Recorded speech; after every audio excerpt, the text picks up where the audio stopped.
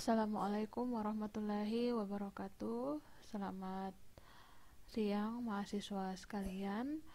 Hari ini kita akan lanjutkan materi ilmu komunikasi kefarmasian dengan topik model komunikasi.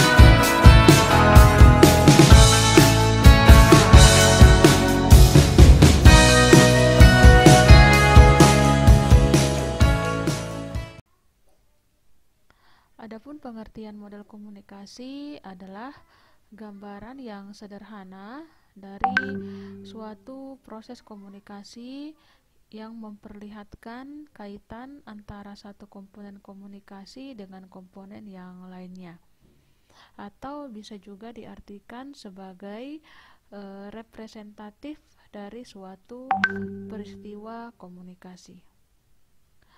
Adapun fungsi dan manfaat dari model komunikasi itu, yang pertama adalah bagi diri manusia itu sendiri. Yang pertama adalah untuk mengembangkan kreativitas atau imajinasi dari manusia itu sendiri, kemudian sebagai alat untuk dapat mengendalikan diri dan dalam proses kematangan berpikir. Kemudian bagi diri manusia lain itu adalah meningkatkan hubungan antara manusia satu dengan manusia yang lainnya, kemudian mengatasi terjadinya konflik yang ada, ya, di mana komunikasi itu adalah suatu jalan yang ditempuh untuk mengatasi suatu konflik yang terjadi di tengah-tengah masyarakat. Kemudian berbagi pengalaman dan pengetahuan. Kemudian untuk publik, fungsi dan manfaatnya adalah menumbuhkan semangat persatuan atau semangat solidaritas, ya, antara masyarakat atau individu yang satu dengan individu yang lain dalam suatu masyarakat tertentu. Kemudian bagi massa adalah memberikan informasi, kemudian juga bersifatnya memberikan sesuatu yang mendidik dan memberikan sesuatu yang sifatnya itu bisa untuk menghibur. Kemudian tipologi model, ya. Fungsi adanya tipologi model sendiri untuk yaitu untuk mempelajari kesamaan sintaksis dan morfologi bahasa-bahasa tanpa harus mempertimbangkan adanya suatu faktor sejarah. Macam-macam tipologi model menurut Gerhard J. Hahnemann dan William J. McEwen menggambarkan taksonomi model yang mudah dipahami dalam suatu grafik yang melukiskan derajat abstraksi yang berlainan. Ya, kita bisa lihat di sini ada model simbolik dan model fisik, dan juga model mental, ya, di mana model simbolik ini dibagi menjadi dua, yaitu model matematik dan model herbal. Sedangkan untuk model fisik dibagi menjadi dua, yaitu model ikonik dan model analog. Macam tipologi model menurut Gerhard J. Hahnemann dan William J. McEwen adalah sebagai berikut, yaitu model simbolik, model fisik, model mental, model matematik, model verbal, model ikonik, dan model analog. Menurut Dennis McQuill and Sven Windal, 28 model komunikasi itu dapat dibagi dalam 5 kelompok. Yang pertama adalah kelompok pertama itu disebut sebagai model-model dasar. Kemudian yang kedua adalah kelompok yang bersangkutan dengan pengaruh personal atau individu, kemudian penyebaran dan dampak komunikasi massa terhadap perorangan. Setelah itu adalah kelompok ketiga yang meliputi model-model tentang efek komunikasi massa terhadap kebudayaan dan masyarakat. Yang keempat adalah kelompok yang berisikan model-model yang memusatkan perhatian pada khalayak atau masyarakat umum. Kemudian kelompok kelima adalah mencakup model-model komunikasi tentang sistem, produksi, seleksi, dan alur dari media massa ya, bagaimana alur penyampaian informasi melalui media massa. Kemudian ada model dasar komunikasi, yaitu model linear, model sirkular, dan model konvergen.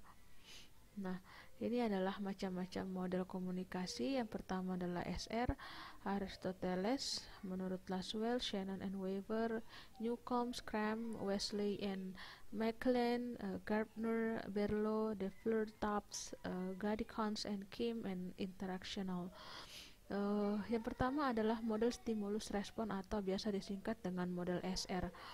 Adalah suatu model komunikasi yang paling dasar yang sangat dipengaruhi oleh disiplin psikologi behavioristik atau tingkah laku ya, atau dipengaruhi oleh tingkah laku dari masing-masing individu.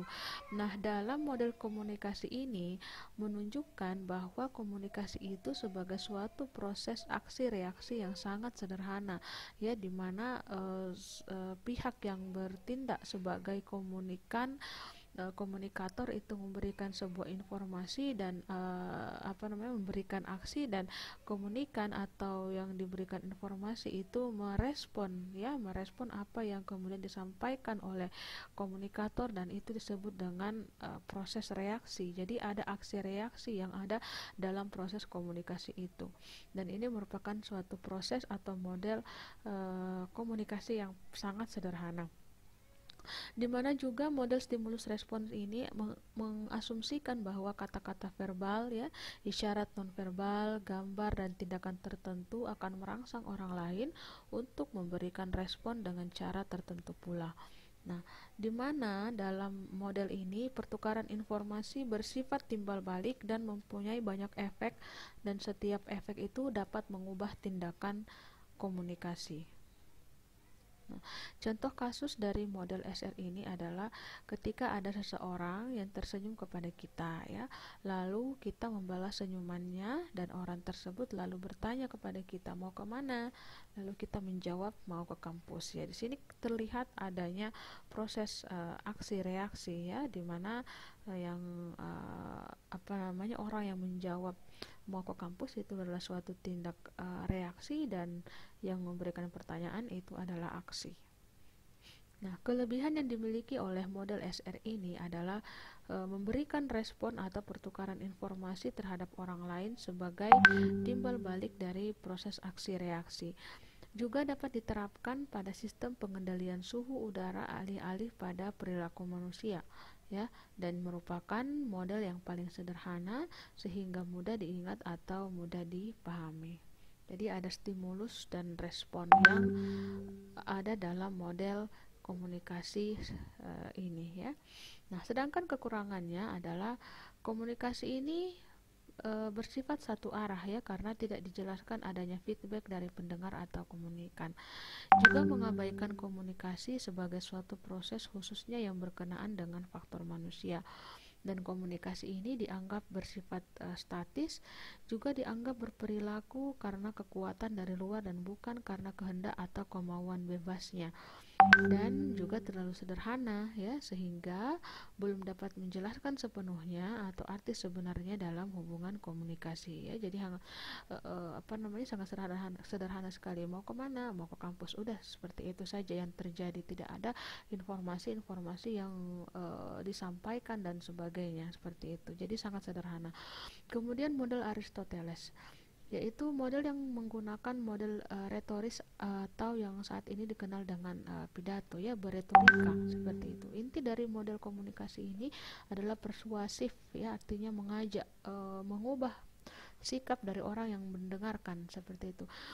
Yaitu komunikasi yang terjadi ketika seorang pembicara menyampaikan pembicaraannya kepada halayak dalam upaya mengubah sikap mereka ya. Jadi ada upaya persuasif mempengaruhi sikap dari orang yang kemudian mendengarkan, sehingga harapannya orang yang mendengarkan itu mau kemudian mengerjakan apa yang kemudian kita sampaikan dalam isi informasi kita ya. Contoh kasusnya adalah seorang dekan yang berpidato tentang bahaya kenakalan remaja di depan mahasiswanya.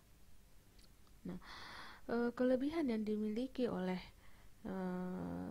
model Aristoteles ini, yaitu komunikasi publik ini melibatkan persuasif ya, yang dapat dicapai oleh siapa Anda ya, berupa etos atau kepercayaan Anda, kemudian argumen Anda, yaitu logika dalam pendapat Anda, dan juga emosi halayak ya.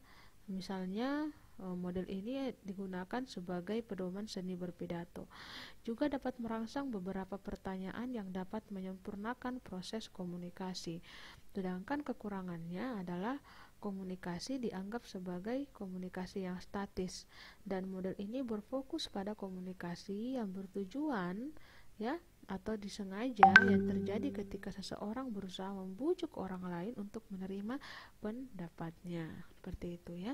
Jadi memang dalam model seperti ini memang berfokus pada sifat persuasifnya tadi ya, mengajak seseorang untuk kemudian bisa kemudian mengerjakan apa yang disampaikan sesuai dengan informasi yang disampaikan.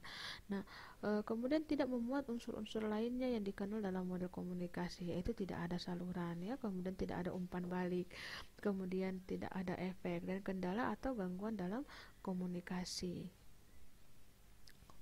Kemudian model Laswell. Laswell ini menyatakan bahwa cara yang terbaik untuk menerangkan proses komunikasi adalah menjawab pertanyaan who says what in which channel to whom with what effect, yaitu siapa mengatakan apa, melalui saluran apa, kepada siapa, dengan efek siapa. Ya, jadi di sini ada unsur-unsur komunikasi di dalamnya. Ya, siapa yang mengatakan, kemudian melalui saluran apa, dan kemudian kepada siapa, dan juga efek apa yang ditimbulkan. Nah, contoh kasusnya adalah calon ketua BEM itu siapa ya, berbicara mengenai terobosan apa yang harus dilakukan kampus untuk memajukan fakultas atau program studi yang dipimpinnya ya. Jadi dia berbicara tentang apa yang kemudian hal-hal apa yang dapat dilakukan ya untuk memajukan fakultas melalui debat dalam penyampaian visi dan misi yang memang disiapkan oleh pihak fakultas. Nah, ini adalah sarananya. Sarananya di sini adalah melalui proses debat kandidat ya, dalam proses pemilihan calon ketua BEM. Nah, kepada mahasiswa di sini yang bertindak sebagai komunikan ya, ada objeknya. Nah, dengan pengaruh yang terjadi, mahasiswa mendapat pesan terhadap calon ketua BEM untuk memilihnya atau tidak ya. Jadi apa yang disampaikan oleh ketua BEM dalam pidato debatnya itu akan kemudian memberikan efek kepada mahasiswa lainnya, apakah dia akan memilih atau tidak si calon ketua BEM tersebut. Nah,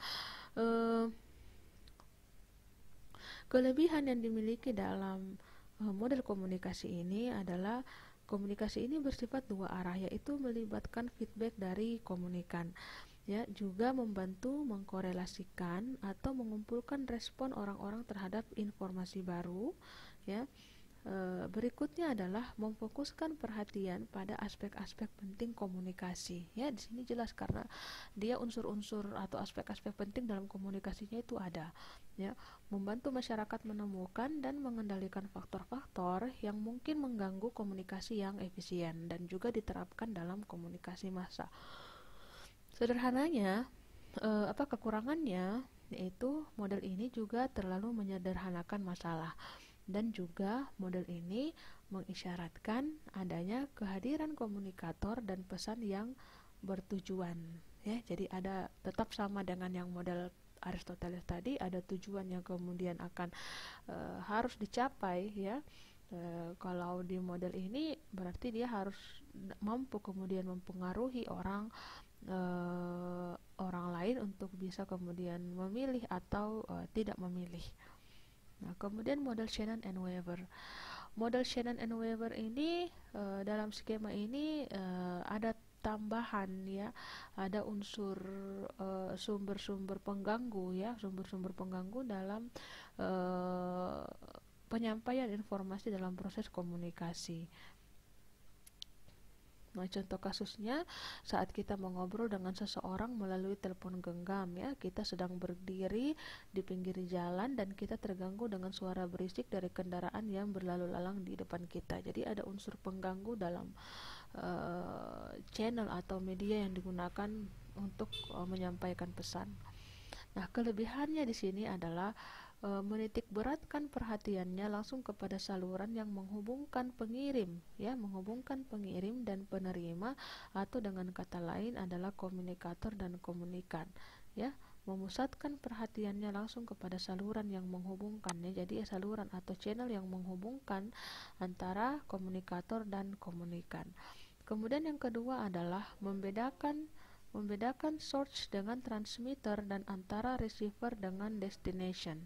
Itu dengan kata lain dua fungsi dipenuhi ya pada model komunikasi yang ini, yaitu pengiriman atau transmitting, dan pada sisi penerimaan yaitu receiving dari suatu proses komunikasi.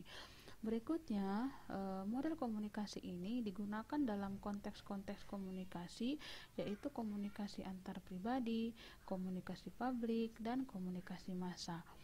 Nah, model komunikasi ini juga menyoroti problem penyampaian pesan berdasarkan tingkat kecermatannya, dan juga memiliki konsep penting yang tidak dimiliki oleh model komunikasi yang lain.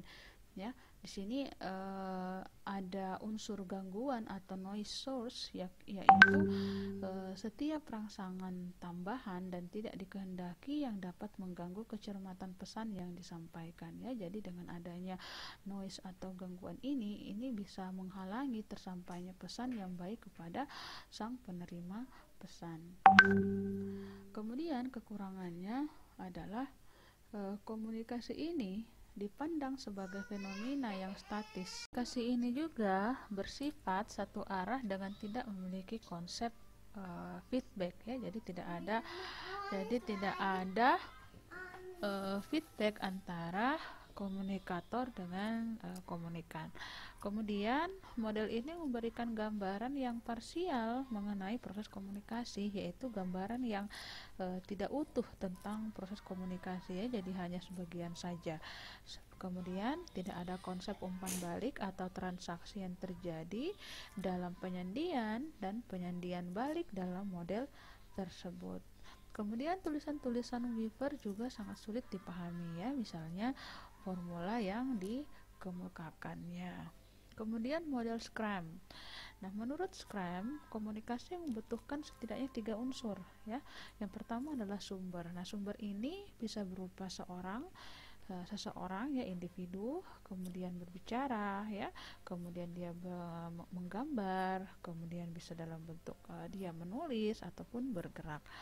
Nah, sebuah organisasi komunikan, ya, bisa juga dalam bentuk koran, ya, kemudian rumah produksi dan televisi. Dan pesan ini dapat berupa tinta dalam kertas, ya, gelombang suara dalam udara, kemudian bisa berupa lambaian tangan atau sinyal-sinyal lain yang memiliki makna. Nah, sasaran dalam model komunikasi ini yaitu berupa individu yang mendengarkan, kemudian melihat, ya, membaca, kemudian anggota dari sebuah kelompok seperti diskusi kelompok, mahasiswa dalam perkuliahan, kemudian halayak massa atau masyarakat umum, ya, kemudian pembaca surat kabar dan penonton televisi. Nah, model pertama yang dibuat oleh Wilbur Scrum yaitu pada tahun 1954, yaitu berupa unsur-unsur komunikasi di bawah ini. Yang pertama adalah sumber, ya, kemudian ada encoder, ya. Encoder ini sudah kita bahas di materi-materi sebelumnya. Kemudian ada signal, ya, kemudian ada decoder dan destination atau tujuan, ya, di mana informasi itu akan disampaikan. Sedangkan dalam model komunikasi yang kedua ini, di sini ada feedback atau timbal balik antara antara source dan destination-nya, ya, antara komunikator dengan komunikannya, ya, di mana komunikator ini yang kemudian awalnya menyampaikan pesan kepada komunikan juga kemudian di saat yang sama komunikan dapat bertindak sebagai komunikator yang memberikan feedback kepada komunikator, ya, bisa berupa pesan ataukah bisa berupa pertanyaan, yang penting ada feedback di dalamnya. Kemudian contoh kasusnya yaitu seorang mahasiswa jurusan komunikasi dari Universitas Bhayangkara bertemu dengan seorang mahasiswa jurusan komunikasi dari universitas yang berbeda. Disitulah terjadi komunikasi dengan sukses karena memiliki pengalaman yang sama, akan lebih mudah untuk berkomunikasi. Nah, kelebihan dari model ini yang pertama adalah memperkenalkan gagasan bahwa kesamaan dalam bidang pengalaman sumber dan sasaranlah yang sebenarnya kita komunikasikan, ya, dan menganggap komunikasi itu sebagai interaksi dengan kedua pihak yang menyandi, ya, menafsirkan, kemudian menjadi balik dan mentransmisikan dan serta menerima sinyal, dan juga kita melihat umpan balik dan lingkaran yang berkelanjutan untuk berbagai informasi. Dan juga model ini memiliki unsur field of experience yang tidak dimiliki oleh model lainnya. Jadi di sini ada tambahan kesamaan antara komunikator dan komunikan. Nah, inilah yang menjadikan komunikasi model ini menjadi lebih efektif karena adanya kesamaan yang dimiliki oleh komunikator dan komunikan dalam hal experience atau pengalaman, ya. Sedangkan kekurangannya adalah selalu menunjukkan perubahan dan perkembangan yang relevan terhadap fenomena yang terjadi di masyarakat. Jadi dia fleksibel tergantung dari fenomena yang terjadi di masyarakat karena ini terkait dengan pengalaman seseorang, ya, seperti itu. Nah, kemudian ada model Newcomb. Model Newcomb ini merupakan interaksi manusia yang sederhana yang melibatkan dua orang yang membicarakan satu topik, ya. Maka di antara ketiga unsur tersebut akan membentuk suatu korelasi dan membentuk 4 orientasi sikap, yaitu orientasi A terhadap X, ya, orientasi A terhadap B, orientasi B terhadap X, kemudian orientasi B terhadap A. Nah, model komunikasi Newcomb ini diskemakan dalam bentuk segitiga, ya, di mana ada interaksi antara source dan receiver, yaitu A dan B, dan juga ada unsur X dalamnya, yaitu objek atau konsep yang akan disampaikan, ya, objek atau konsep yang akan disampaikan baik itu oleh A atau oleh B. Nah, contoh kasus di sini adalah A dan B ini sedang membicarakan tentang kegunaan suatu handphone, ya, serta kekurangan dan kelebihannya. Nah, B ini berpersepsi bahwa handphone tersebut adalah smartphone terbaik di dunia dan B pun sudah menggunakan gadget tersebut selama 1 tahun. Nah, kemudian A mencari informasi tentang handphone tersebut dan A menyampaikan kepada B bahwa handphone tersebut bukanlah smartphone terbaik di dunia, ya, di mana kebanyakan pengguna handphone tersebut hanya memanfaatkan aplikasi messengernya saja, dan menurut si A smartphone terbaik itu adalah iPhone, gitu. Nah, lalu B mengatakan tidak hanya aplikasi tersebut yang digunakan, ya, adapun aplikasi untuk mengirim email dengan cepat, sehingga A dan B ini saling mempengaruhi tentang persepsi mereka tentang handphone tersebut dan mereka saling meningkatkan keadaan simetris mereka, seperti itu, ya. Jadi saling memberikan informasi yang kemudian dapat menyeimbangkan antara satu sama lain, ya, sehingga terjadilah suatu keadaan simetris di antara mereka.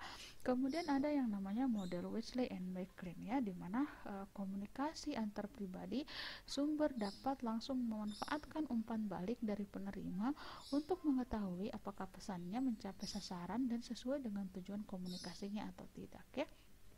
Jadi dalam model ini umpan balik ini sangat berpengaruh di mana melalui feedback atau umpan balik inilah maka sang komunikator atau penerima bisa mengetahui dan mengetahui pesan yang disampaikan oleh komunikator itu apakah sesuai dengan sasaran dan tujuan dari proses komunikasi tersebut. Nah, kemudian model Gartner, yaitu suatu proses di mana seseorang, ya, yaitu komunikator ataukah komunikan, mempersepsikan suatu objek peristiwa dan bereaksi dalam suatu situasi dengan menggunakan alat atau saluran tertentu agar sesuatu yang disampaikan itu menjadi ada, ya. Nah, dalam bentuk konteks tertentu dengan makna atau arti tertentu dan dengan tujuan memperoleh suatu akibat atau hasil tertentu. Kemudian ada model Berlo. Ya, model Berlo ini ada unsur-unsur komunikasi dalamnya, yaitu ada sumber, kemudian ada pesan, kemudian ada channel, dan ada penerima atau receiver. Nah, dalam model Berlo ini memperlihatkan proses komunikasi satu arah dan hanya terdiri dari 4 komponen, ya, yaitu sumber, kemudian ada pesan, ada saluran, dan ada penerima. Ya, dimana dalam source ini atau sumber ini, ya, ada unsur-unsur yang berpengaruh di dalamnya, yaitu ada skill komunikasi, kemudian ada sikap dalam menyampaikan pesan, kemudian ada pengetahuan yang harus dikuasai oleh komunikator, kemudian juga harus menguasai, ya, dan mengetahui sistem sosial dan budaya dalam masyarakat tertentu yang kemudian di mana pesan itu akan kita sampaikan. Nah, kemudian dalam pesan juga ada beberapa unsur yang harus kemudian dipahami, ya, seperti elemen-elemen apa yang ada dalam pesan tersebut, kemudian misi apa yang terkandung dalam pesan tersebut, ya. Nah, kemudian mengenai saluran ini bisa disampaikan dalam beberapa cara, yaitu bisa dengan cara pendengaran, ya, melihat, rasa, sentuhan, dan bau. Kemudian juga dalam hal komunikan, nah, komunikan ini juga hampir mirip dengan kemudian unsur yang harus ada atau dikuasai dalam unsur source atau sumber, ya. Ada skill komunikasi, juga ada sikap, kemudian pengetahuan, ya, sumber sosial, dan juga ada budaya yang harus kemudian dipahami oleh receiver atau penerima pesan. Kemudian model de Flor.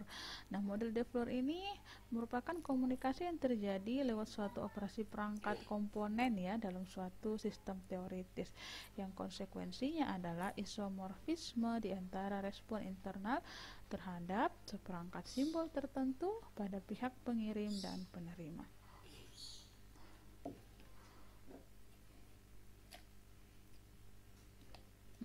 Kemudian ada model TUPS, ya. Model TUPS ini, komunikasi pada model ini dikomunikasikan sebagai transaksi antara kedua pelaku komunikasi, yaitu sebagai sumber yang merangkup sebagai sasaran dari sebuah pesan, ya. Kedua proses ini juga bersifat timbal balik atau ada feedback di dalamnya, dan tanpa kita sadari, bila kita melakukan sebuah aktivitas komunikasi, maka sebenarnya dalam proses mengamati lawan bicara dan memberikan respon terhadap apa yang dilakukan oleh lawan bicara kita, seperti itu, ya. Jadi di sini ada feedback yang berlangsung. Kemudian model Goody-Kunz dan Kim, ya. Model komunikasi ini adalah model komunikasi antara budaya yang berlainan atau komunikasi dengan orang asing. Nah, contoh kasus perbedaan kata kon, ya, dalam lingkup masyarakat Jawa Tengah dengan Jawa Timur, di mana kata kon ini untuk orang Surabaya sudah cukup halus dibandingkan dengan kata kowe. Sementara itu sebaliknya bagi orang Surakarta atau Jawa Tengah menganggap kata kon ini lebih kasar dibanding dengan kata kowe. Jadi ada perbedaan persepsi dalam hal bahasa, seperti itu, ya. Nah, kemudian model interaksional, yaitu model interaksional ini para peserta komunikasi adalah orang-orang yang mengembangkan potensi manusiawinya melalui interaksi sosial, ya. Tepatnya melalui interaksi sosial, ya, tepatnya melalui apa yang disebut pengambilan peran orang lain, ya. Jadi mengambil peran orang lain. Nah, diri ini kemudian berkembang lewat interaksi dengan orang lain, ya, dimulai dengan orang terdekatnya seperti keluarga, ya, baik itu ayah atau ibu atau saudara, dalam satu tahap yang disebut dengan tahap permainan. dan terus berlanjut sehingga ke lingkungan luas dalam suatu tahap yang disebut dengan tahap pertandingan. Nah, oke, untuk materi hari ini cukup sekian sampai di sini. Semoga kemudian bisa dipahami dengan baik. Saya akhiri dengan ucapan wabillahi taufiq wal hidayah. Wassalamualaikum warahmatullahi wabarakatuh.